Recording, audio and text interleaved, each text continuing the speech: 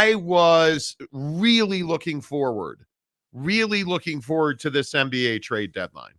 I think you guys know by now, I'm a huge NBA fan, both in emotion and physicality. And I was really looking forward to this NBA trade deadline. And I feel like it was much ado about nothing. Obviously, I think all of us as fans want big names, big places, huge trades. Yeah. I don't think any of us expected, as we talked about on the show yesterday, for a superstar to trade places.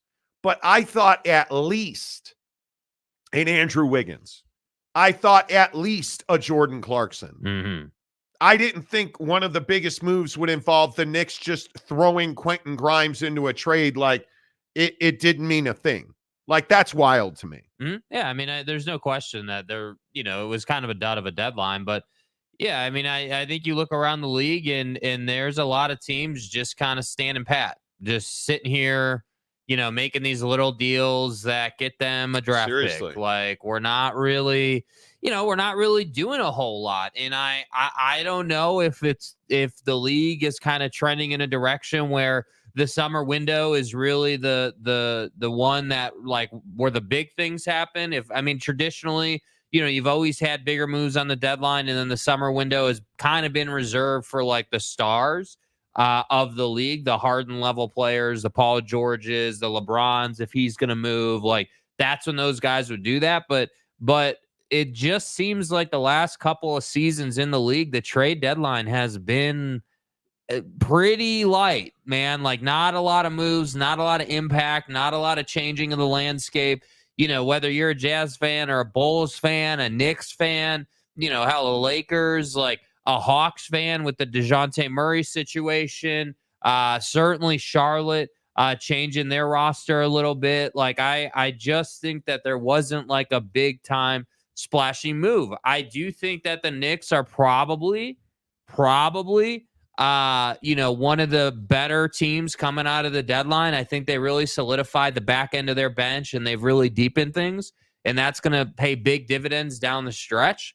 But ultimately, I look at the East and I say, yeah, the East is kind of the same. Celtics didn't do a whole hell of a lot. Bucks really didn't. Obviously the Bucks picked up Patrick Beverley, but that's not like a foundational changing move. Like, we were more interested in joking about the fact that Patrick Beverley and Damian Lillard need to repair their relationship after all the junk they've talked to each other than actually talking about the fact that the Bucks are, 1-6 now under Doc Rivers and look like they have no idea how they're going to go about winning ball games in the playoffs. Like, yeah, I think Brooklyn with the Dennis Schroeder trade, I thought that was interesting. Thad Young in that deal as well. Spencer Dinwiddie goes to Toronto, who immediately turned around and released him. We heard yesterday that he is now the number one target in the buyout market, which I think is, free agency buyout market. I thought that was interesting. The Kelly Olynyk Ochai Agbaji deal. Which again, I'm happy to tell you, we told you so. I feel like we talked specifically about Ochai Agbaji yesterday being traded. And again, here's another example of a young guy being moved that this organization didn't develop. And I think that is something to really look at, because now I cannot believe that Taylor Hendricks doesn't have a place on this Jazz roster for the rest of the season. Well, he had a place last night, and that was on the floor against Kevin Durant. But, the block shot he had on KD, I thought was a really nice moment. Now, the crossover where I feel like that's just a young guy having to learn. Yeah. You're going up against an absolute murderer, right? I mean, and I think that isn't an indictment. It's just the reality of the situation for Taylor. He's a wonderfully talented player. I just thought it was a fitting moment for how his season's gone so far, and to no fault of his own. I mean, he spent most of the year in the G League. Deadline day gets here. The guy playing in front of you gets moved. You get your first minutes on the court, and of course, it's playing against Kevin Durant. And of course, Kevin Durant, needs no introduction. And I just, watching that game last night, I'm like, yeah, this kid's got some grit to him for sure. I mean, you got dropped by Kevin Durant, and then later in the game, he came back and got his ass. So, I mean, I love the mentality, absolutely, and I think he's going to be a solid NBA player. But I think the bigger conversation for the Jazz is, whether it's under this new regime with Will Hardy or under the past regime with Quinn Snyder, you don't get the most out of your players. You just don't. And you seemingly ship them out, and they seemingly go to other organizations and have more success. Well, and that's my struggle, as we talked about yesterday, and whether it's been, like the young guys that we've seen the last 2 years, like I'm really worried about Walker Kessler. I love what John Collins has brought to the Jazz. I love that I thought Craig Bolerjack on the broadcast last night made a great point that, it looks like John Collins finally found his legs here. It looks like he's comfortable. He's in the system. He knows where he's supposed to be and when he's supposed to be there. Like, you feel like he's really stepped up for you and become the player you wanted him to be at the expense of Walker Kessler, though. Yeah. Which, and again, I'll make the same point today I made yesterday. If we're talking about the Jazz, I am quite concerned that this organization doesn't take young guys and develop them. So what was the point of the Olynyk and Ochai trade if all you did was pick up more trade assets? Or draft assets, excuse me, and you're not trading them? What are you doing with these assets? I don't understand that, because what you did yesterday was you kept Jordan Clarkson again, and I don't understand that. I thought perhaps he had broken a leg, or maybe his arms had fallen off, but who knew that Talon Horton-Tucker was actually still capable of playing basketball, because he actually got minutes last night. Right. Why did you not trade him? And I think we've reported for weeks now that the Jazz had multiple trades on the table, half a dozen yesterday, and chose not to do that. They chose to stand on business yesterday, and not be in the play-in tournament. And I think the biggest red flag that I see here is that, like, in my opinion, as an organization, you have to prioritize one of two things. You're either the team that's rebuilding, or you're the team that's trying to win a championship. There is no middle ground. There is no, like, if you're going to be the team that is like, yeah, we're good being a play-in team, and we're just going to try and sell the building out, and that's it. That's all I need to know about you, because your moves yesterday suggested that. So let me get this right. You've got all these draft picks. You traded away Olynyk and Agbaji. You picked up draft picks and a young point guard. Great. You've got a treasure trove of draft picks that are sitting on the shelf collecting dust because you don't develop players. So I'm trying to understand, why is it that Keontae George, a guy like Taylor Hendricks, and Walker Kessler are not getting the lion's share of the minutes? You should not be trying to win games right now. You should be trying to develop guys. And I look at the Suns, like the Suns picking up Royce O'Neal, I thought was a really, really good deal. I mean, that's a guy that can really help you. That's like a basketball logic move. Yes. Like, hey, we're the Suns. We've got a ton of talent. We don't need to make anything splashy. But a guy like Royce O'Neal, who, again, another example, not to be ultra negative on the Jazz, goes to Brooklyn, turns into a meaningful player who can actually make a difference for you. And what do you know? 2 years later, 3 years later, now he's on a championship caliber Suns team. Yeah. I am in the trade is Ochai Agbaji and Kelly Olynyk for Lewis and Porter and a 2024 first round pick, which essentially is, we'll see how that works out. I mean, it could be a great pick. It could be a terrible pick, but I think it's a good deal if you're trying to continuously collect draft capital. And I know that yesterday on Twitter, I was talking to a bunch of Jazz fans about my feelings on Ryan Smith. And there is belief around the NBA that Ryan Smith is not interested in winning basketball games right now. He is more focused on, these rumors that he made an offer for the Phoenix Coyotes, which have not been confirmed, to move the Coyotes to Salt Lake City. The belief around NBA circles is that Ryan Smith is focused on other business, that he is not focused on the Utah Jazz, and he is not focused on the Utah Jazz winning a championship right now, that he is trying to save his pennies to bring an NHL team to Salt Lake City. And I think that's really disappointing. I think it's really disappointing because you can look at some of the lesser trades yesterday. Did the Dallas Mavericks get better yesterday? With PJ Washington, 2 second-round picks, you send out Grant Williams. I think PJ's is he a more versatile player? He's not the shooter that Grant Williams is, but they don't need shooting on that team. Yeah, I think he's a much better defender than Grant Williams is, and I think he does a lot less getting ejected than Grant Williams does. Yeah, I mean, that deal, I think the Daniel Gafford deal was actually the better of the two deals. I think Gafford helps them a lot more. They needed to get physical. Like, I look at Buddy Hield to the Sixers. I think that's a phenomenal trade for the Sixers. Yep. I think Buddy Hield. Now, you gave up guys that I think were not of consequence. Furkan Korkmaz, Marcus Morris, McDermott. Now the question is, did you need to give up 3 second-round picks? That's a lot of picks. But Buddy Hield, if he's going to knock him down, I think Buddy Hield is a really good fit in Philly, and I think that's one of those trades where everybody wins because Indy gets a bunch of picks. But then you turn around with the Knicks and the flipping Knicks. And the thing about this trade with the Knicks that is so shocking to me is you threw in Quentin Grimes into a deal to get, I think, 2 guys, and specifically Bojan Bogdanovic. Bojan. Bogdan, Bagdanovic. Bagdanovic. Bojan Bogdanovic can really help the Knicks. And Alec Burks, okay. But you threw in Quentin Grimes into a deal when you would not give him to the Jazz last year. Or, is that 2 years ago now? I guess. Yeah. You would not give him to the Jazz to get Donovan Mitchell. He was the deal breaker. And yeah, that was a season and a half ago. But you wouldn't give him in that trade to get Donovan Mitchell, but now you threw him in to finish a Bagdanovic and Alec Burks deal? That's what is Leon. That is what is so amazing. What are we doing? Dude? And you gave up two second-round picks, I believe it was. Now, I love this deal for the Knicks. Mm-hmm.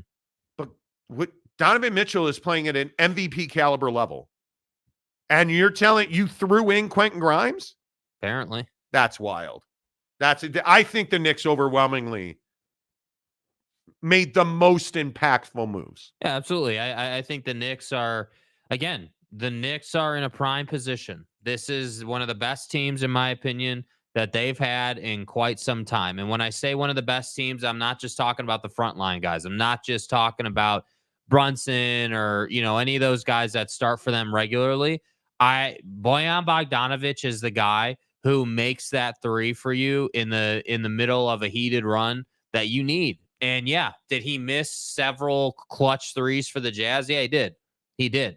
But when you're playing for the Knicks, I can't believe that all of a sudden you're not gonna make those shots. I can't believe that. I think that he's the wing sniper that team needed. And the beautiful thing about it for Bogdanovic is he doesn't need to play on the block. He doesn't need to play inside. Yeah. All he needs to do is be good enough on defense where he's not getting beat terribly and knock down the 40%. If you do that, you're going to be on the Knicks, and the Knicks are going to be very good. NBA champions will be the Utah Jazz. Oh, no, excuse me. Victor's the way.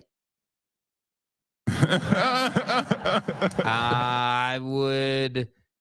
Denver's still got to be there. The Clippers are the easy choice, but I think when you get into playoff time, Denver's probably the way to go. I think they are still top line. I think they're still that team that the Clippers have what no talent can give you, which is they have a bunch of chemistry and a bunch of intangibles when they play together. They beat the Lakers last night because Michael Porter Jr. is out here knocking it down from three. When he's doing that, they're impossible to defend. You're going to double Jokic? Cool. MPJ is going to be on the wing waiting to shoot a wide open three. Oh, you want to double Jamal? Okay, well, Jokic is one-on-one with an undersized matchup on the block. Like, that's the problem. So I love what the Clippers are doing, and I love the talent, and I think Harden's having a hell of a year, but I still think Denver's a team to beat. I would also point out that Xavier Tillman was a big pickup for the Celtics. I thought that was a really good trade. You traded a guy that you weren't using in two picks, and I think Xavier Tillman was a really good pickup for the Celtics. Yeah. I like the Celtics in the East. If he comes in and he can give them that physical presence, I love that. But hey, I think the Knicks had a good day. Let's get to your comments here on the Monty Show. As always, our comment section is presented by our good friends at PrizePicks. Oh my God. PrizePicks.com, promo code Monty. You guys. Is the word piped, Jake? It is. It is. It absolutely, it is. And it's very powerful. So you guys know we're working on this special awesome thing. So I said, yeah. And we finish up working on the special awesome thing yesterday. And I'm like, oh, damn, I forgot to finalize my prize picks. Well, I've got Donnie going up against Brooklyn MVP. Right. I've got John Collins dominating, and I've got Kevin Durant. Yeah, 45.5 is a huge number. I'm going to go on Kevin Durant, points, rebounds, and assists last night. That's not a big number for him. He huge number. That down. Huge number. I'm going to go under that. Over John Collins, 23.5 points, rebounds, and assists. And of course, Donnie's going to get me 37 points, rebounds, and assists, right? Yeah. I mean, there's just no doubt. You're so fucked.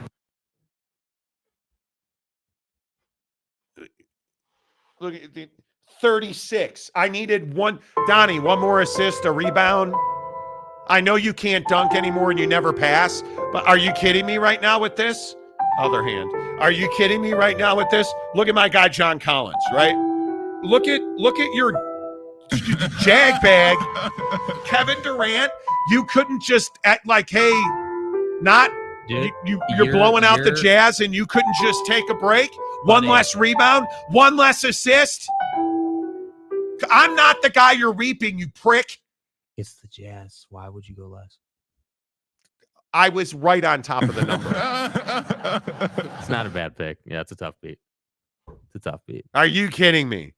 But generally speaking, I would not take scores to go less against a bad defense. Shut up, Jake. Now you tell me. I lost by 1. Brutal. Twice in a row. Brutal. Unbelievable. PrizePicks.com. That's the beauty of it. And I love PrizePicks. My NFL prize picks for this weekend, I feel pretty rock solid. That was my first really bad beat in a long time. I've been on a roll at PrizePicks. Yeah. But I got to tell you that I feel really good about my prize picks for the Super Bowl this weekend. And if you remember on the show yesterday, I did another one. So I now have 2. So do I. Separate prize picks for this weekend. Yeah, I've got some. I like this one that I'll share with you guys because I care about you. Mm-hmm. And I'm addicted to prize picks, admittedly. Right. I love it so much. Even Mrs. Monty is now asking me at night when I'm dozing off on the couch. She's like, hey, honey, how are your prize picks? Yeah. Remember that vacation we were talking about? Yeah, that's out. Going good. They're terrible. Oh, you want to pay the mortgage? Yeah, you better help me with prize picks. They're terrible. No, I'm kidding. Terrible. Travis Kelce. Slam dunk, I think. Trav, Swell C. Yeah. I think it's a slam dunk at 59.5 receiving yards. Isaiah Pacheco. Hey, Pacheco. All he needs is a touchdown. Yeah. And then Kyle Juszczyk, 4.5. And this is the one that really should be a no-brainer. 4.5 rushing and receiving yards. So all my guy needs to do here. One catch. That's it. One catch. Just get one play. And I winner chicken dinner. Here's Jake. These are terrible. Here's what not to do on prize picks. Travis Kelce, 1 touchdown. Travis Kelce doesn't catch touchdowns. That's really solid. I would take that as well. Christian McCaffrey, 2 rushing, receiving touchdowns. That's a terrible choice. There's a goblin there, and I would guess if the 49ers win, McCaffrey will be the MVP. So 2 touchdowns is really reasonable. Yes. Marquez Valdez-Scantling. This one is a no-brainer. Yeah. 3 targets is all you need. Yeah. to win. I think you got that pretty well. We're in a good place. So are you coming over to the crib on dude, Sunday? Bro, are we actually going to use the smoker in the You're not backyard? invited. You're not invited. Okay, well, I only, I hang out with the cool kids club. Mm-hmm. So yeah, I think we ought to do some wings. Mm-hmm. I think we ought to do some brisket and some tri-tip and some ribs. No, you don't eat meat anymore. I think I heard you're a voracious meat eater. I would do some wings. I would do Hiscock. I would do it all, man. I've heard that about you. Yeah, I've heard that. I would love to. Are you guys having Super Bowl parties in the comments section? Let's get into it. Let's see who's in. Buffalo Hunter, Dakota Tubbs. Okay. Mark Hales. Good morning, Mark Hales. Jay Chapman. Oh boy, NBA talk. Well, we talk about all sports on the show. Giggity, what's up with you? Harry Austin, good morning. Not going to lie, not liking the morning show messes up my schedule of shows I follow. Well, I appreciate the sacrifice. Tanner Plummer, Brady Cook. Harry also says, the Spurs wasted a Wemby window to get better.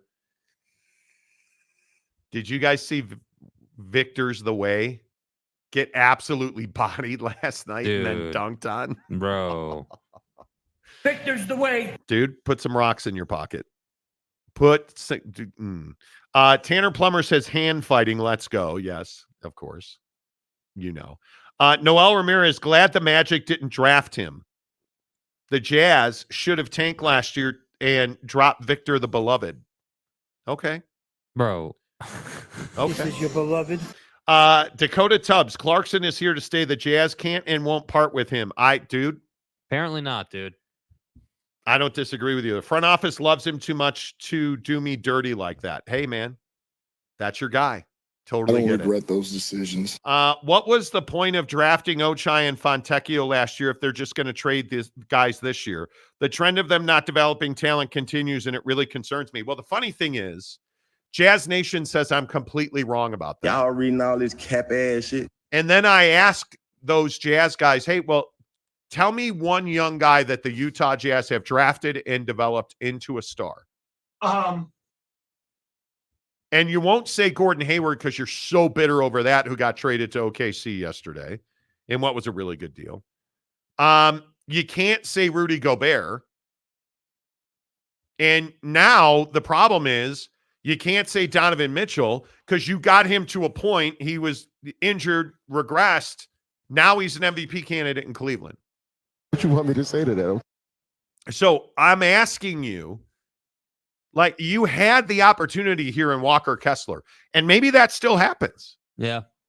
I don't like what I see out of development for the Jazz at all. Tanner also says, to be fair, Royce did play well for the Jazz. He just played the wrong role. With the Nets, he played the right role, and look what happened. I don't even disagree with you. But again, Tanner, and not even saying, you're wrong, but my point is, getting guys to play the correct role on your team is part of developing them, right? If you ask John Collins to be a point guard, he's not going to develop or grow as a player. Right. If you ask, Colin Sexton to play the 5, he's obviously not going to develop as a player. So that's kind of my point. Like, they do things like that all the time. And look how much more reliable Royce has been as a three-point shooter during his time in Brooklyn. Mm-hmm.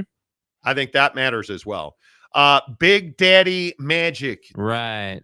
Amen, Jake. I'm not happy with the Jazz. They should have tanked last year and and picked the Beloved. Big Daddy Magic, the heavyset one with the big gun with the sweet tongue. Harry Austin, at least the Lakers did not get bailed out this year. Real chance they missed the playoffs. I totally agree. You are going to you're counting on D'Lo. And granted, last night, I thought the Lakers, who are not nearly as talented, in my opinion, as the Denver Nuggets, I thought that was one of the best games of the year to watch on television. It was fantastic.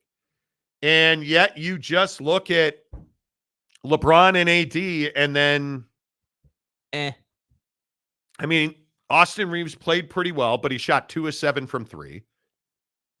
You had Taurean Prince, who decided to go under every screen.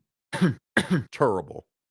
Like, they don't have depth, and I don't know how you fix that. Now, D'Lo didn't play last night, injury or illness.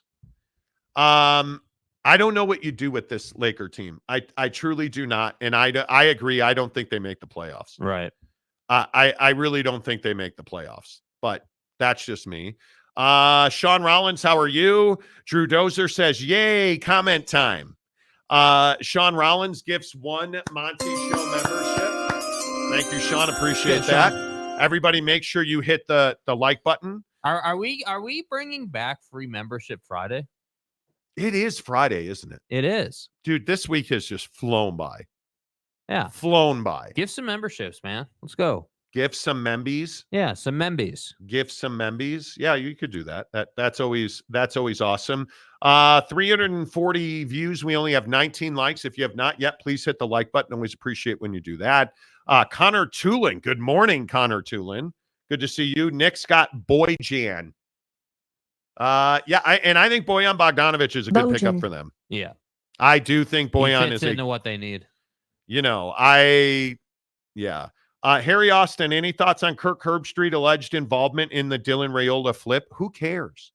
Can I ask why this is a controversy? If you didn't hear this, Kirk Herbstreit called Dominic Raiola and they talked, and your mom, and why does anybody care? Do you think this doesn't happen all the time? Why does anybody care about this? Why is this? I don't understand why this is controversial. Hey, any thoughts on the streets getting wet when it rains? This is what it is. That's what happens. Yeah. He is a top prospect at a premium position. And I don't know, Harry, and if you want to expound on why this is a problem, I was trying to figure out, and I was talking to a college football guy the other day about this, yesterday, in fact. Why is this like some big thing? It's only a big thing because Kirk Herbstreit works at ESPN. That's it. If this was you, Harry, or anybody else, no, I just don't see why this is a problem. Yeah. I just don't see why it's a problem. Tanner Plummer, PrizePicks, Monty's new only source of income. That's it. PrizePicks.com. Download the app. Use the promo code Monty to get 100% deposit matching. Have to do it. Yes. Have to do it. Steve Wolgamott Jr. Dad is inviting the son over for a barbecue. No, the son invited himself. And, yeah, that's what I'm saying. Drew Dozer, bro, these numbers are shockingly low. 14 likes. Yeah, let's go. Pick up the numbers. Yeah. Yes. And a lot of people have asked me this. Are your viewership numbers lower in the morning? Not in total. Not at the end of every day. They're not. It is what it is. It is what it is. It's 6 a.m. Mountain Time, bro. Correct. Like, people are still sleeping. Yep. And Donuts, getting on a red eye and listening. Ooh, travel safe. Yeah, where are you going, bro? Yeah, where's your end goal here? Your destination. Chaplain James White. Victor looked like Sean Bradley last night. Dude needs to eat a triple cheeseburger. Okay, bro. He changed his name? No, that's not him. That's not Oak State James. Oh, okay. All right. This is a different James White. Why is everyone named James on this show? I don't know. Tanner, I'm just going to say what we're all thinking. Victor is not the way. Not yet, but he will be. Victor's wildly talented. He is. And he's shown you he can play at this level now. So it just is, to me anyway. Q Sam, I can't believe the Jazz aren't giving Hendricks minutes early. You've got to now. There's no excuse. Good, bad, ugly. This is a cat that has all of the tools you need. And I think he is one of your future guys. You spent a significant draft pick on him. Develop him. Yes. I think you've got to start Walker Kessler. Walker at the 5, John Collins at the 4. Figure it out.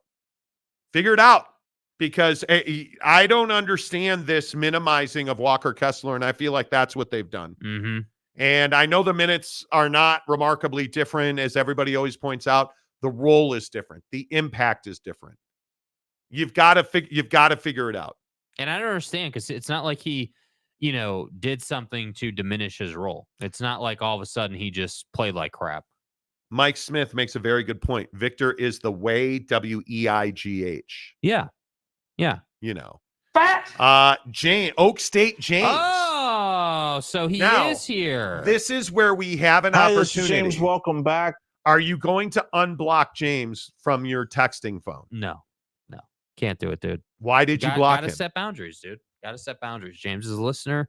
I'm a host. Just is what it is. So he was overly texting. He was blowing your phone. Yeah, it was just that, Was it nudes or what was it that he was texting you? I can't comment on that at this time. A lot of pictures of glizzies. Who are you, Drake? Come on.